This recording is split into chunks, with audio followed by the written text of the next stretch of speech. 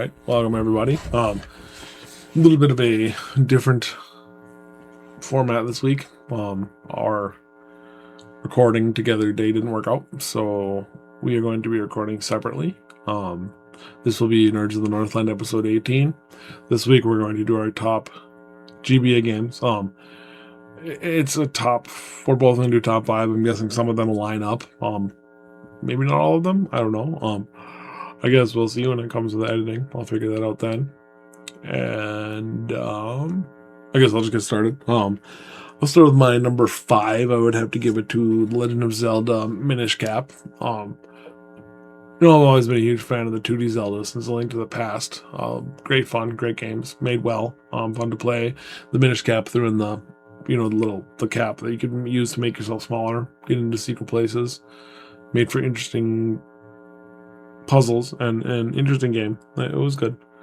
Probably not my favorite Zelda of all time, but I mean, as far as GBA goes, it was a good handheld title back in the day. I really enjoyed it. And the rest of these are basically going to be series, because because I like so many of the games in these series. Pretty much each series could have taken up most of the list. So we'll move on to Golden Sun, 1 and 2 for sure. Those ones I played the most of. I don't know if they made a third one. I had to look into that. I thought they did. I don't know. But I really enjoyed Golden Sun. They were very, the first one was very short, but you couldn't expect much of those little cartridges for the GBA. So, but for its length, it was graphically beautiful. It played great. It had great effects and art. The art style was awesome. Sound was good. Nintendo always focuses on sound. That's always kind of been their thing. I think it did very well with this game. And Golden Sun 2 was, I don't know if it was probably on later generation cartridges so they could hold more because it was a much bigger game. It was still, I don't know if it was even a 15-hour RPG, but as far as a mainstream handheld title at that time, that's kind of all you could ask for as far as RPGs go. And it was great. It was the first new RPG I had seen in a long time. I'd played a lot of the Final Fantasies and the Phantasy Star and a lot of the established RPG titles. But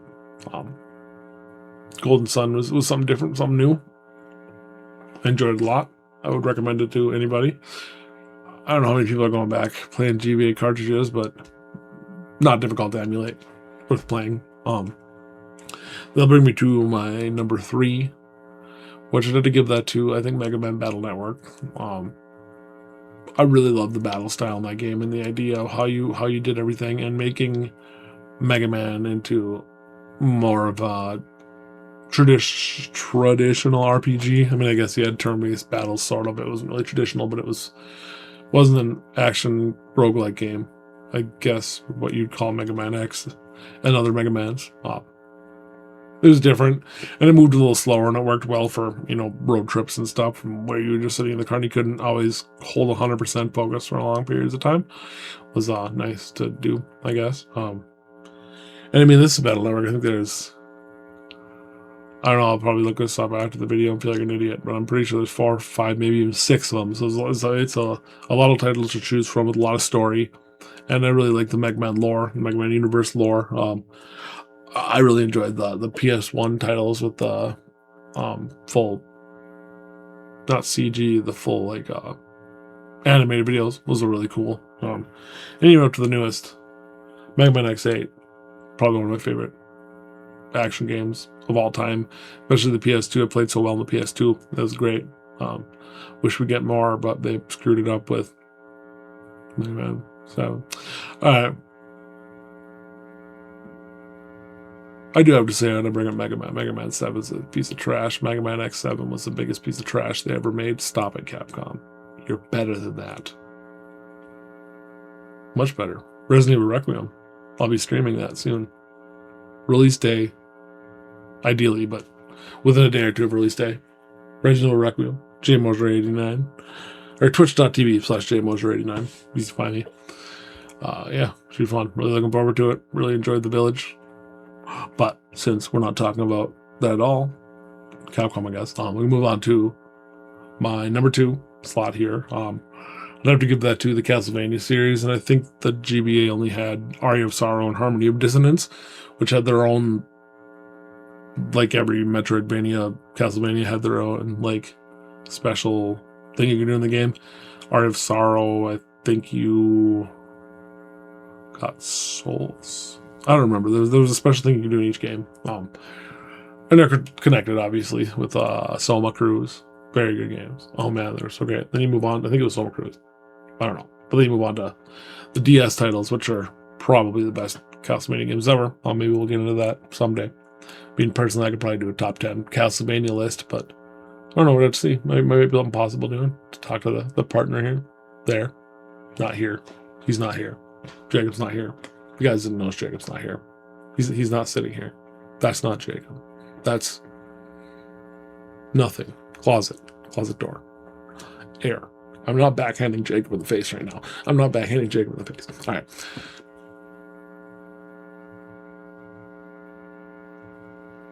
I don't know how I'm supposed to feel about what I just did, or how you're supposed to feel. I don't know. Tell me in the comments.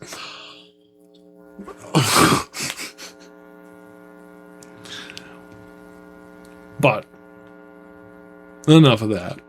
Will bring us to my number one, which I don't know if it's any surprise to anybody. I had to give it to Metroid, which would be Metroid Fusion, Metroid Zero Mission.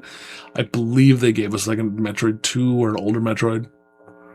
Like playable. It wasn't really a remake. It was just a port they could play on the GBA. But I mostly remember Zero Mission and Fusion, which, if you like Metroid lore, they're essential. You need to play them to know what's happening in the game, to know what, especially Zero Mission, to know where it all started and why Samus is doing what she's doing, and the space pirates came into the picture and Metroid showed up and all that stuff.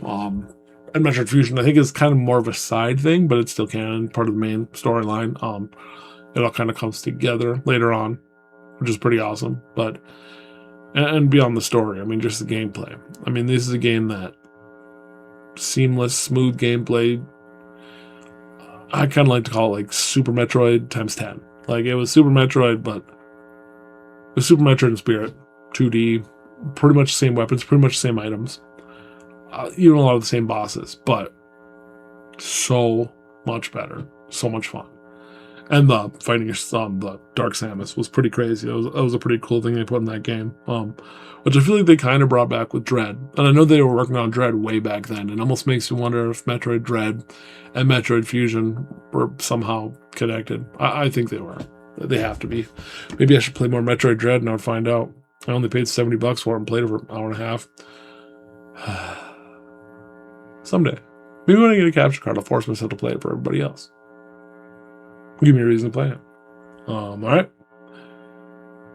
So I paused there for a minute, because I may edit that and put in a separate outro. Depends on what Jacob says in his video. When he puts, I might, cut to a video of Jacob eating cat turds. I don't know. We'll see. Jim will be in there somewhere. Blah, blah, blah. GBA games. Thanks for coming, guys. That was great. Awesome. Sweet. Blah. Hello there. Welcome to episode 18 of Nerds of the Northland. I'm Jacob LeRoux, and I will tell you my top 5 Game Boy Advance games of all time. Took some notes here. Alright, so number 5 is Golden Sun, one of my favorite RPGs of all time. It was made by Camelot, and they used a technique called pre-rendered sprites, which made it look beautiful. And one of the things I mainly remember about the game is that when you get used to RPGs, you get used to a certain patience level of waiting between battle times and in the battle itself. Golden Sun is much faster, the animation is much faster, and it feels very good to grind in that game, I remember. Now, it's similar to Donkey Kong Country with the pre-rendered sprites, but they added a dynamic camera that rotated during battle, which also related to the atmosphere and overall aesthetic of the game, which was amazing. And I love the synergy of the game, which was their magic. It's like it was like fusing psychokinetic skills with psychic skills with just regular magic in games, and made it more realistic in their universe, but pretty different overall with RPG games at the time. That's why I gave Golden Sun number 5. It's one of the best RPGs of all time. Number 4 is Zelda Link to the Past and Four Swords, because it's more memorable for me playing Four Swords and Link to the Past on the Game Boy Advance, but I should give it to the Minish Cap, Zelda the Minish Cap. Now Joe will talk about it more. I remember it being just a really amazingly fun game, and for a Zelda game, it was different, especially with the Minish Cap itself guiding you through. Amazing. Zelda is just always good.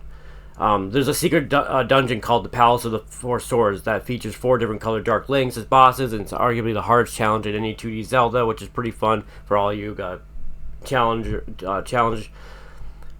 runners out there. You know, there's speed runners, but there's also challenge runners and many other kind of gamers, and it's good to mix it all up. I like to mix it up too. Sometimes I see some challenges. Right now in Mario 3, I'm trying to do sub 2, but anyways, number 4 is going to Zelda. Which one? All Game Boy Advance Zelda games. Number 3 is Metroid Fusion.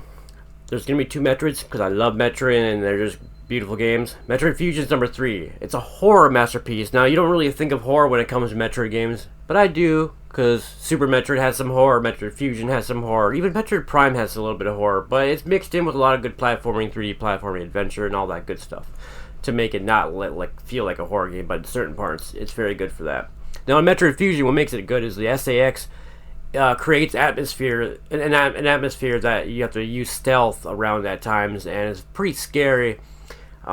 Because not your typical boss, you just go after like early. I'm sure there's ways to defeat it, but like and if there's not, that's the intention. But yeah, it was scary, and you didn't know where it was at all times. It went during your first playthrough of Metroid Fusion. Your first playthrough, I remember I didn't know where the SAX was during each sector of each area you were in, so it was scary that way too. But they did resort to a lot of areas being different, which is good for all Metroid games, of course. The only negative that I remember is that it was pretty linear. Now, so number 2 is Pokemon Fire Red, my favorite Pokemon game of all time, and it's a remake of Pokemon Red, the original. And this is the first Pokemon game to include a previously on feature showing you exactly what you were doing the last time you saved. The Sevi Islands is in addition. Generation 2 Pokemon were added in, and more areas. So it was basically the original game, but it added a lot more to it and just advanced the graphics. And it still felt like the original, which was really fun. That's why I'd rather say Fire Red is my favorite rather than Red, because it's so much better. And they had union rooms for multiplayer, and it had authentic copies that are so rare that you'd be spending $150 to $200 now. So Pokemon Red is where it's at, man. Number 1. Metroid Zero Mission, the best Metroid game, the best game of all time on the Game Boy Advance. Another remake, but one of the best remakes of all time, just like Red to Fire Red. Metroid, or the Nestroid. Metroid, 1986 on the Nintendo, to Metroid Zero Mission, 2004 Game Boy Advance. 18 years later, made the one of the best remakes of all time. Why? Because it added extra room. After you beat the game, after you beat Mother Brain, there's a whole Zero Suit stealth sequence, and it was a massive risk at the time, that Nintendo said and other people said, but most gamers I've talked to, almost all, love that section of the game, the whole stealth section after you beat Mother Brain. But even before that, in all the parts, No Fair, Brinstar, all those areas that are in the original, they just updated everything, not just the graphics and the music, but even added some areas where they knew people would sequence break, and this was one of the first games Nintendo actually knew that and put them in the game, and it made all these gamers happy. Metroid Zero Mission, I can't say enough, is one of the best games of all time. But yeah, that's my top 5 for the Game Boy Advance games. And these games are just software, but they're memories. So what was your memory with Game Boy Advance games? Are you our age, in our 30s? Are you in your 20s? What is your experience with Game Boy Advance games? Do you have to emulate it? Do you own it? Do you like Pokemon, Metroid? All messages down below. Start a conversation with us. I'm Jacob LeRoux, or CosmoRetro. You can find me anywhere, twitch.tv/CosmoRetro, anywhere meaning CosmoRetro Gaming, CosmoRetro on X. I wish you well. Hope you have a good week. And yeah, Game Boy Advance rocks. Keep going, gamers. Game on.